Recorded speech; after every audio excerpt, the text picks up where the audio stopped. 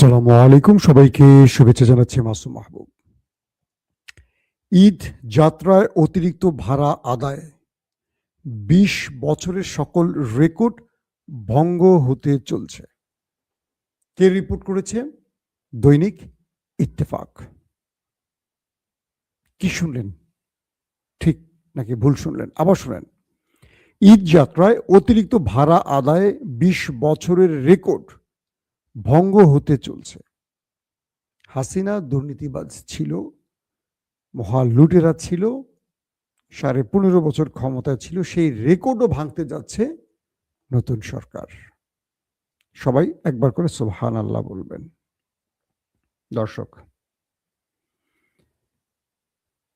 বাংলাদেশ নিয়ে অনেকেই বলছেন কিছু খবর দেওয়ার জন্য, বাংলাদেশ নিয়ে কথা বলার জন্য অনেকেই অনুরোধ করছেন। তাই আজকে বাংলাদেশ নিয়ে কথা বলতে চাই, সামগ্রিক অবস্থা নিয়ে কথা বলতে চাই। গতকালকের একটি দৃশ্য আমাকে মানসিকভাবে খুব অসুস্থ করে ফেলেছে। বরিশালগামী একটি লঞ্চে একটি পরিবার নৌকায় করে লঞ্চে উঠতে যাবার সময় দুটো লঞ্চের মাঝে চাপা পড়ে বাবা এবং তার ছেলে দুজন একসাথে মারা গেছে, এবং ছেলের স্ত্রী যিনি গর্ভবতী ছিলেন তিনি হাসপাতালে ভর্তি আছেন। এই দৃশ্যটি আমি একবার দেখেছি, তারপর আর দেখতে পারিনি, এবং সারা দিন আমি মানসিকভাবে যথেষ্ট অসুস্থতা ফিল করেছি। কারণ এরকম ভয়ঙ্কর দৃশ্য আসলে আমরা দেখতে চাই না, সবাই নিতে পারে না, আমি নিতে পারি না। কি হয়েছিল? বাংলাদেশের সদরঘাটে যদি আপনি প্রবেশ করেন, মনে করবেন এই রাষ্ট্রের কোনো বাপ মা নাই, এই রাষ্ট্রের কোনো বাপ মা নাই, এই রাষ্ট্র অটোমেটিক চলে, কেউ চালায় না। মানে এই সদরঘাট নিয়ে বাংলাদেশের মানুষের, লক্ষ লক্ষ মানুষের এত ভোগান্তির পরও এই সদরঘাট নিয়ে কারো ভাবনা নেই, কিন্তু এখান থেকে লুটপাট চলে নিয়মিত। যারা ক্ষমতায় থাকে এখান থেকে তারা প্রতিদিন কোটি কোটি টাকা লুটপাট করে। ধরেন একটি লঞ্চ দাঁড়িয়ে আছে, আরেকটি লঞ্চ আসতেছে, কিন্তু সামনে একটি নৌকোতে যাত্রীরা নৌকো থেকে লঞ্চ উঠবে। কেন? এই লঞ্চগুলো ঘাটে ভিড়তে পারছে না। কেন? সিরিয়ালি অনেক লঞ্চ আছে, তো যাত্রীরা লঞ্চের টিকিট পাবে না বা জায়গা পাবে না, এই জন্য নৌকায় করে তারা লঞ্চগুলোতে ওঠে। তো একটি নৌকা লঞ্চের দিকে এগিয়ে যাচ্ছে, আরেকটি লঞ্চ তা দেখে তার গায়ের উপর দিয়ে চালিয়ে দিয়েছে। কারণ বিচার হবে না। এই দেশে বিচার হয়? ৫৪ বছরে কয়টা বিচার হয়েছে বলেন? ছেলেটার নাম সোহেল, বয়স ২২, সঙ্গে তার স্ত্রী, গর্ভবতী স্ত্রী এবং তার বাবা। সে নৌকার মধ্যে ছিল, লঞ্চটি এসে তাকে চাপা দিয়ে আরেকটি লঞ্চের সাথে পিষে তার দুটো পা কোমরের নিচ থেকে কেটে নিয়ে চলে গেছে। আরেকটা দেহকে পুরো লঞ্চ চেপে থেতলে একেবারে পুরো টুকরো টুকরো করে ফেলেছে, একদম ছাড়া ছাড়া করে ফেলেছে। আমি আর মুখে বলতে পারছি না। সোহেলের স্ত্রী চাপা খেয়ে পানিতে পড়ে গেছে, এখন পর্যন্ত বেঁচে আছে শুনছি, যে গর্ভবতী মহিলা। আচ্ছা বলেন তো, এই দৃশ্য কোনো সুস্থ মানুষ দেখতে পারবে? কিন্তু এই দৃশ্য আমরা প্রতিদিন দেখছি। আজকে সদরঘাট, কালকে আরেক জায়গায় ঘটবে। দুটো বাস প্রতিযোগিতা করবে, করে মুখোমুখি সংঘর্ষে পথে অনেক মারা যাবে। একজন ড্রাইভার গাড়ি চালাবে আর ফোনে কথা বলবে, পথে অ্যাক্সিডেন্ট করবে, অনেকগুলো শিশু মারা যাবে। আমাদের এই ড্রাইভিং পেশায় যারা আছেন, বা মানে ড্রাইভার বা ড্রাইভিং দিয়ে একটা দিয়ে সবগুলোই বুঝিয়েছে, রাষ্ট্র যে চালান তিনিও ড্রাইভার, রাষ্ট্র পরিচালনার ড্রাইভার বাসের। এই ড্রাইভার সমাজটাই না আসলে আমরা ভুল লোকদেরকে চয়েস করে রাখি সব সময়। কি হবে? সরকার লঞ্চ দুটোর পারমিট বাতিল করবে। এই লঞ্চ দুটোর মালিক হবে খুব পাওয়ারফুল লোক, এবং তারা মোটা অঙ্কের টাকা দিয়ে শীঘ্রই ফিরে আসবে, কিন্তু এই নিউজটা আর হবে না। এখন যে সিদ্ধান্ত নিবে সরকার, এটা আমরা জানবো, এরপরে এটা অটোমেটিক চালু হয়ে যাবে। কি করবেন? আপনার কিসের ক্ষমতা আছে? আপনি যে গণভোটের পক্ষে ভোট দিয়েছেন, সেই গণভোট বাস্তবায়ন হচ্ছে? ৪-৫ কোটি ভোটের কোনো মূল্য আছে? এই দেশের জনগণের মূল্য আছে? এই দেশ চলে ভিন্ন দেশের প্রেসক্রিপশনে। আপনি কিসের ভোট দেন? কিসের ভোটের দরকার এই দেশে? দেশ তো চালাবে এস্টাবলিশমেন্ট, দেশ চালাবে ওপারের প্রেসক্রিপশন। আপনার ভোটের কোনো ভ্যালু নাই এই দেশে। আপনি ভোট দিবেন আম গাছকে, আর ক্ষমতায় বসবে কলা গাছ।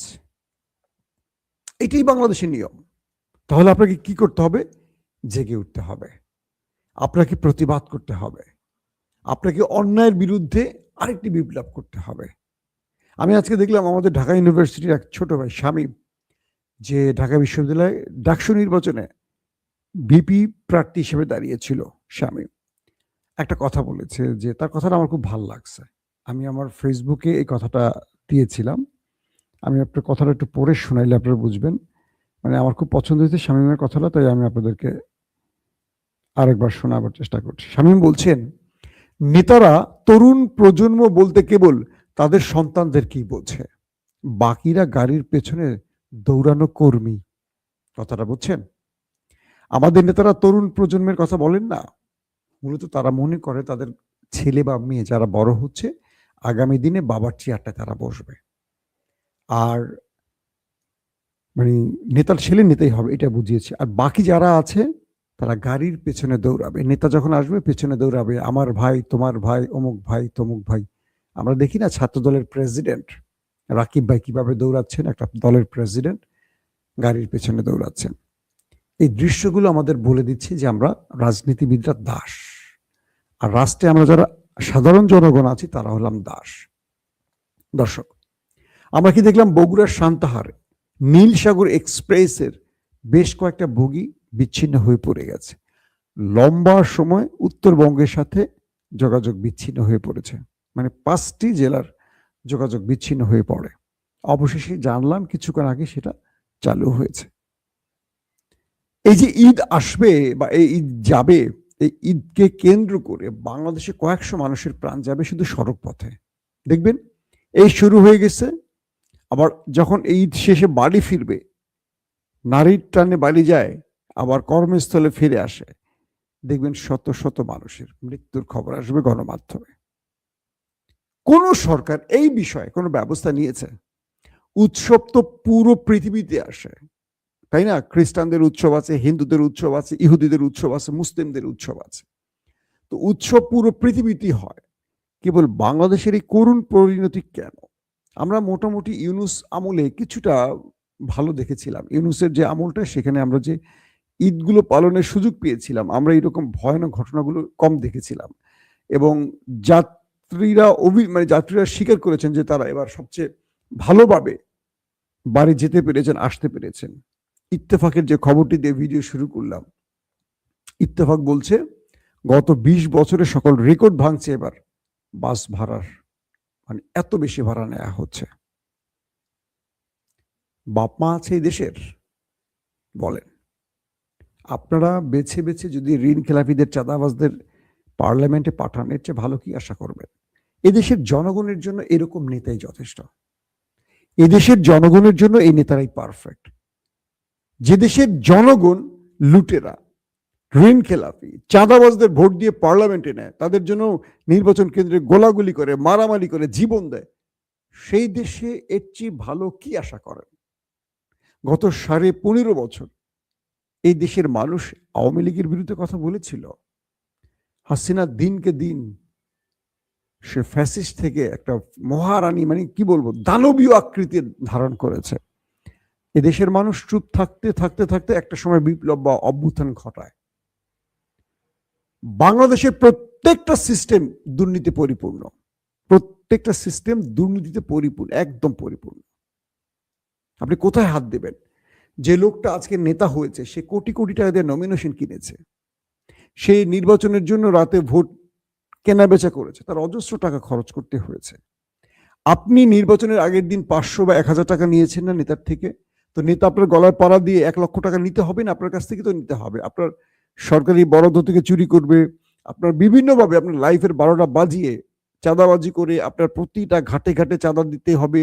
এখানে বালি করতে গেলে, ওখানে এটা করতে গেলে, এখানে রড বিক্রি করতে গেলে, এটা করতে গেলে আপনাকে দিতে হবে।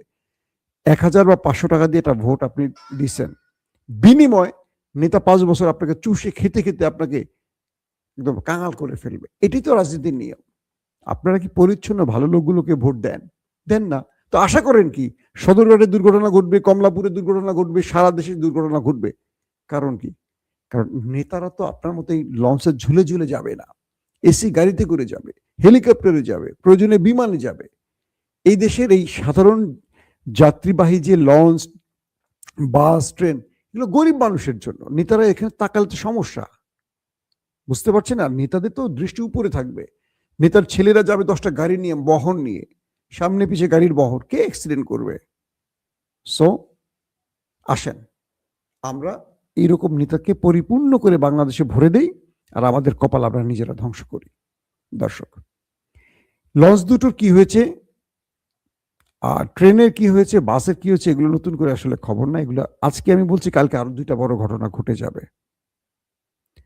কিন্তু সবচেয়ে বড় জিনিস হলো, এই যে দুর্ঘটনার কি কোনো বিচার হবে? আদৌ হবে? এই বিচারহীনতার বাংলাদেশে খুলনায় দেখলাম প্রকাশ্যে গিয়ে ঘরে ঘুমন্ত অবস্থা 4জনকে গুলি করে চলে এসছে। কারণ হলো একজন নারী তার স্বামীকে ডিভোর্স দেয়, পরবর্তী আরেকটা বিয়ে করে।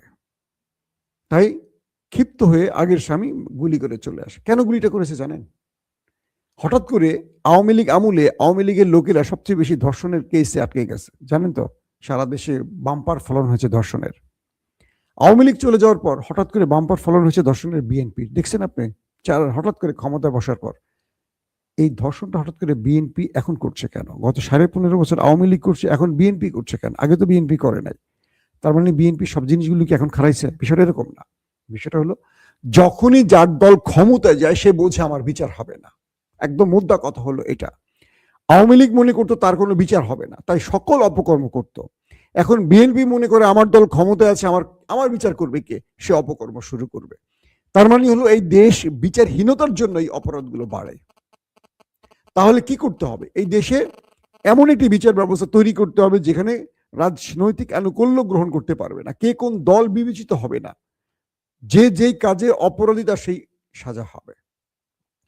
বাংলাদেশে গণভোট হলো কার জন্য? বিএনপির জন্য। বিএনপি দাবি করে গণভোট, এটা গণপরিষদের ব্যাপার ছিল, কিন্তু বিএনপি বলছে গণভোট। তারেক রহমান গণভোটের পক্ষে ভোট চেয়েছে।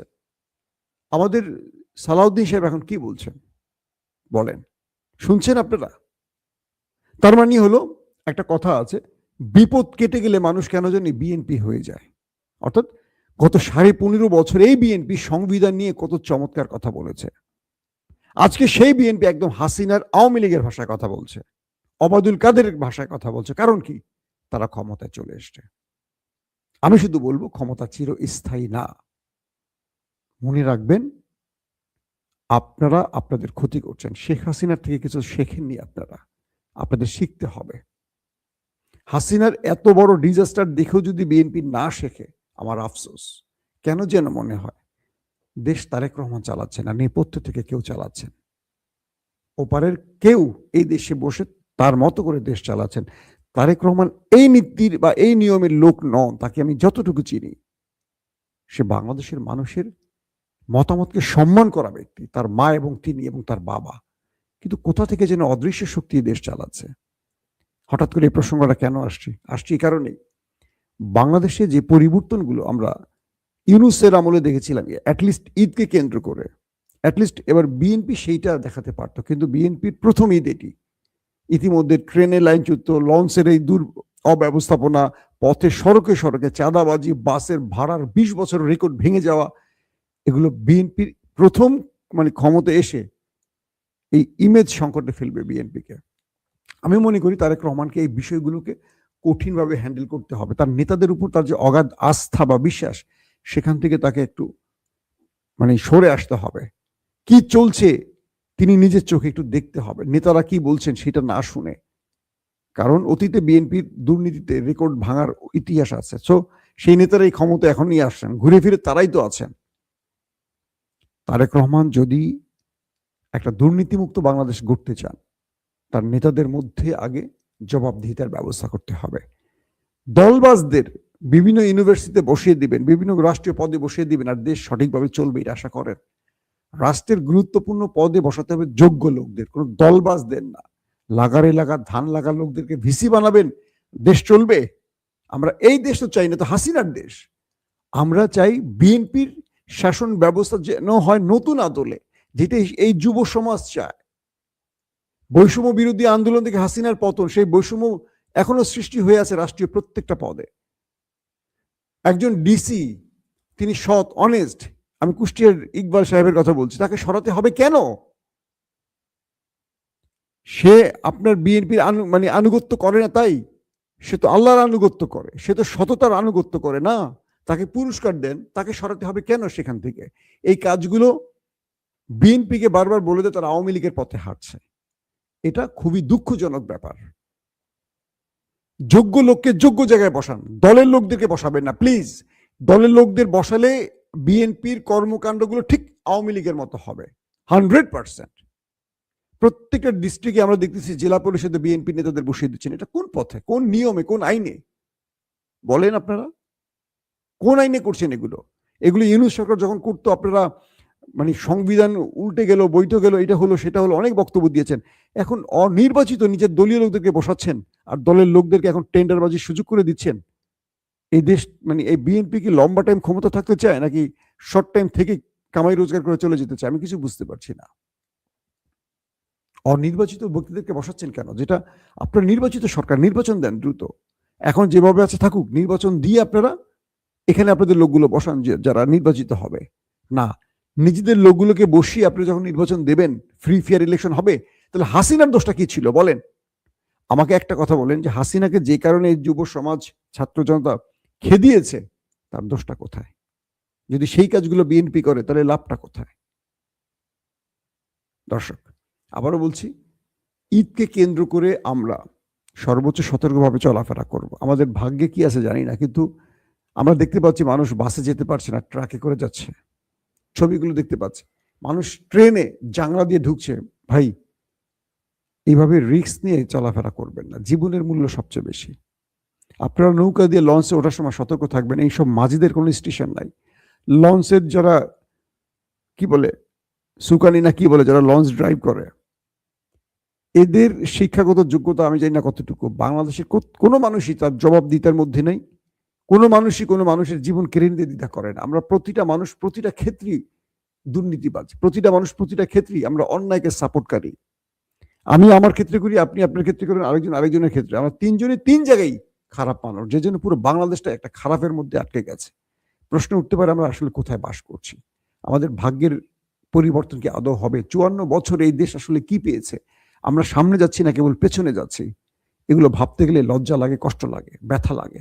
এত কিছুর পরিবর্তন হয়েছে কিন্তু আমাদের ভাগ্যের পরিবর্তন হয়নি। আমাদের সড়ক পথগুলো এখনো মৃত্যুর নগরী হয়ে গেছে। আমাদের লঞ্চ, ট্রেন, বাস, আমরা জার্নি পথে মনে করি যে প্রিয়জনের কাছে যাচ্ছি, কিন্তু আমরা এটাও সঙ্গে সঙ্গে ভাবি যে আমি যাব না, আমার লাশ ফিরে যাবে। এই যে একটা ভাগ্য আমাদের, এই মানে সিস্টেম কি বলবে, এমন একটা সিস্টেম তৈরি হয়েছে বাংলাদেশে, যে সিস্টেমে বাংলাদেশের প্রতিটা প্রতিষ্ঠান, প্রতিটা সংস্থা আসলে কারাপশনে জড়িয়ে গেছে, অনিয়মে জড়িয়ে গেছে। এই দেশের একটা ভালো ড্রাইভার দরকার, যে দেশটাকে সঠিকভাবে চালাবে। বসেছিলেন জনাব তারেক রহমান, আমরা তার কাছে আশা রাখি। তার মধ্যে জিয়াউর রহমানের ছায়া দেখতে পাই, দেখি, খুঁজি আমরা এখনো। কিন্তু যে লোকগুলোকে দিয়ে তিনি রাষ্ট্রটাকে চালাবেন, সেই লোকগুলোর প্রতি আমাদের আস্থা খুবই কম। এখন তিনি কি করবেন? একজন মানুষ ড্রাইভ করে পুরো দেশ চালাতে পারবেন না। অজস্র তার সহকারী ড্রাইভার লাগবে, যারা তাকে পথ দেখাবে সঠিকভাবে, বলে দিবে সঠিক কোনটা, সঠিক রুট কোনটা। ভুল রুটে গেলে তো আমাদের গাড়ি লাইনচ্যুত হবে। ট্রেন যেমন বগিচ্যুত হয়, এই রাষ্ট্র দেশচ্যুত মানে আমাদের ট্রেনের মতোই লাইনচ্যুত হয়ে যাবে। তাহলে যোগ্য লোকগুলোকে ভালো জায়গায় বসানো উচিত। নিরপেক্ষ হোক প্রয়োজনে, কোনো দলের, অন্য দলের হোক, তারপরও শুধু যোগ্য লোকগুলো